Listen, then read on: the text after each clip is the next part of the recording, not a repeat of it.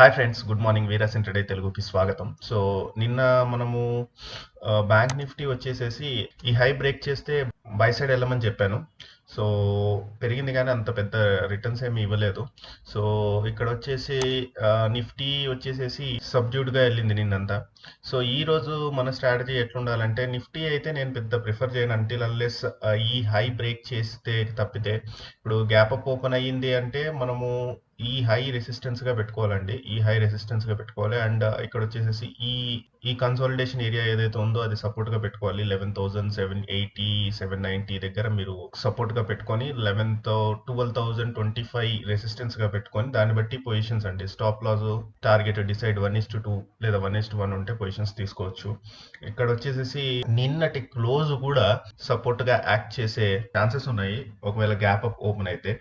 Gap down open అయింది అనుకోండి, obviously నిన్నటి క్లోజ్ అండ్ నిన్నటి ఓపెనింగ్ మధ్యలో ఎక్కువ కొట్టుమిట్టాడేటట్లు కనిపిస్తుంది. ఇంకా bank Nifty one day chart లోకి వస్తే మనకి చాలా స్పేస్ ఉందండి దీనికి ఇక్కడ పైన ఫిల్ చేసుకోవడానికి. సో 24,350 అబో ట్రేడ్ అయింది అనుకోండి, మీకు మార్కెట్ ఓపెన్ అయిన వెంటనే గ్యాప్ అప్ ట్రేడ్ అయ్యి ఈ అబోనే ట్రేడ్ అయింది అనుకోండి.